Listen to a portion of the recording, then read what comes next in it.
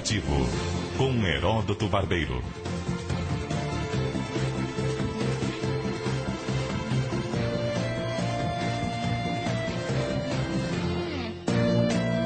Olá, bem-vindo mais uma vez aqui ao nosso Mundo Corporativo. Eu quero lembrar você que algumas das entrevistas aqui no passado foram publicadas pela Saraiva no CBN Mundo Corporativo. E nós temos à sua disposição na internet o arquivo das entrevistas, se você quiser vê-las, obviamente. E lá tem um espaço para você perguntar, para você opinar, para você mandar a sua crítica, enfim. É um fórum de debate, está à sua disposição. É só entrar lá na página da internet, que é o cbn.com.br, e clicar lá no blog do Barbeiro, que sou eu. Bom, hoje o nosso convidado aqui, professor da Fundação Getúlio Vargas, na área do MBA, palestrante, tem vários livros e lança agora pela editora Gente o livro Na Trilha do Sucesso, que é o professor Cláudio Tomanini. Cláudio, muito obrigado pela participação conosco aqui no Mundo Corporativo. Eu que agradeço estar aqui com vocês. Cláudio, você colocou o subtítulo no livro, Vença no mercado que caminha com você, sem você ou apesar de você. Né? Apesar de você, bastante contundente aqui o subtítulo do livro. Aliás, essa é a característica toda do livro, né? Eu falo que isso é um livro que não é um livro de autoajuda, mas é um livro que também não vai dar respostas. O que ele vai fazer, e o objetivo maior dele, é fazer perguntas continuadamente, para que cada um descubra de verdade o seu caminho, e não que seja conduzido pelo caminho que alguém escreveu. Ao longo da vida, a gente sempre quer procurar as biografias, né, as literaturas. Em quem se espelhar? Para descobrir o seguinte: vamos ver como é que ele fez para ficar rico, eu vou tentar fazer a mesma coisa. E a gente sabe que cada um tem o seu caminho, cada um tem que trilhar fazer o seu percurso.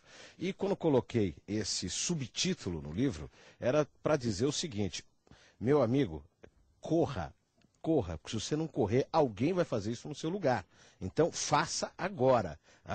Para entender o seguinte: o mundo não vai parar porque você não fez. Entendo. Então, caminhe. Mas se eu deixar para segunda-feira, do ano novo... Aliás, uma característica do brasileiro muito forte, né? Nós viemos de uma cultura inflacionária muito grande, até 94, todos nós sabemos. Você lembra como é que a gente fazia compra de supermercado? Eu lembro, rapidamente.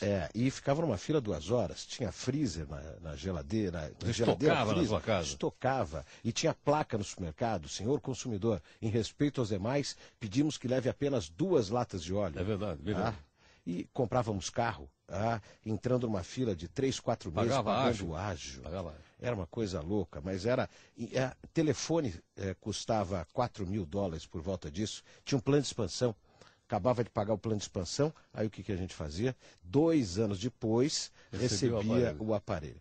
Essa era a realidade. E aí o grande ditado empresarial era: faça agora, não espera. Quem sabe faz a hora, não espera acontecer. Eu já ouvi essa frase, não sei aonde. Música famosa, que aliás a gente não sabe nem onde que ele está mais, né? Mas enfim, essa era a grande realidade. Então a nossa escola de empresarial nos ensinou a fazer, e não a pensar o que fazer. Acabou a inflação, ainda assim tivemos um período de 4, 5 anos de demanda reprimida. Então foi só perto de 2000, 99 para 2000, que o empresário, e obviamente por reflexo todas as pessoas da empresa, por reflexo o mercado, começaram a entender a importância de falar: pera, eu preciso pensar, planejar e depois executar. Claro que eu tenho que fazer isso numa velocidade absurda, mas eu tenho que saber aonde eu tô. Essas 2 etapas são necessárias. Certamente. Aquela cultura do passado simplesmente faz para ver o que vai dar. O importante o importante é acertar. Aliás, fazer, mesmo que erre, por acerto. Isso, eu não vou querer colocar a minha empresa, eu acho que ninguém vai querer colocar a sua empresa na mão de alguém que fala: qual é o objetivo? Não, aqui é tentativa de acerto e erro. Ainda bem que acertamos mais do que erramos. O erro hoje pode ser fatal. Então, não é mais possível isso. A mesma coisa acontece na nossa carreira. Eu digo que a nossa carreira é como um grande avião que nós temos que conduzir de um ponto ao outro, de São Paulo para Porto Alegre ou para Salvador, não importa. Precisa ter um plano de voo. Precisamos saber quais são os recursos que nós temos, que eles não são ilimitados, são limitados. Precisamos saber a elasticidade dos nossos objetivos, precisamos saber quais são o plano de contingência, né? Se eu for descer em tal aeroporto e não tiver efetivamente condições, como é que eu faço para alternativa? A nossa carreira é muito parecida com isso. Tanto que eu digo que todos nós somos pilotos da nossa aeronave chamada carreira.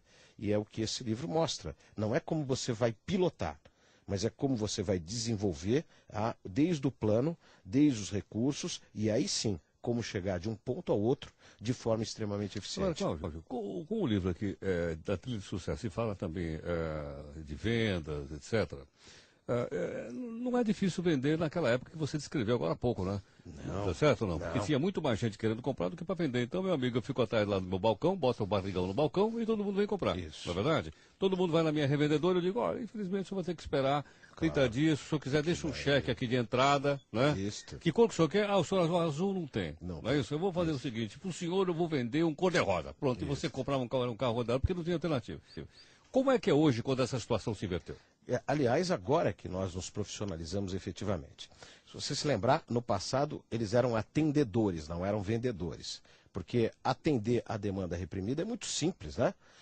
Eu levanto a mão e falo, quem quer? Tem 30 querendo, para um produto, eu tenho 29 oportunidades de erro. O que não é realidade. Hoje, o mercado reverteu isso, fazendo com que a empresa tivesse não só que planejar, como se profissionalizar, e vendas deixasse de ser uma atividade, como era no passado. Já notou que, no passado, o cara que não dava certo em nada, ele ia ser vendedor. Eu não gosto de burocracia, eu gosto de falar com o povo, então sabe o que eu vou fazer? Eu vou trabalhar como vendedor. Quais eram os atributos para trabalhar com vendas? Ser enrolão, bom de bico.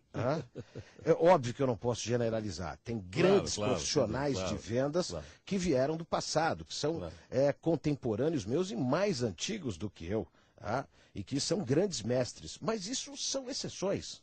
São exceções. O meu sogro faz parte de uma geração de vendas que era a venda profissionalizada. E hoje ele está com 70 e poucos anos. Veio da época da UESP, que se vendia página amarela, e que se tinha que cavar, planejar, porque senão não conseguia fazer o trabalho posterior. Mas eu estou falando da venda de carro, venda de supermercado, venda o gerente de banco não era vendedor, ele estava lá para recepcionar numa sala fechada ao cliente, e só personalidades ele atendia. Com cafezinho. Com cafezinho, desde que fosse um cliente importante na ótica dele. Hoje isso muda, mas muda numa proporção muito grande. Agora mudou por quê? Porque o mundo evoluiu, porque todos acharam que deveria de mudar? Não. Mais uma vez por causa do mercado.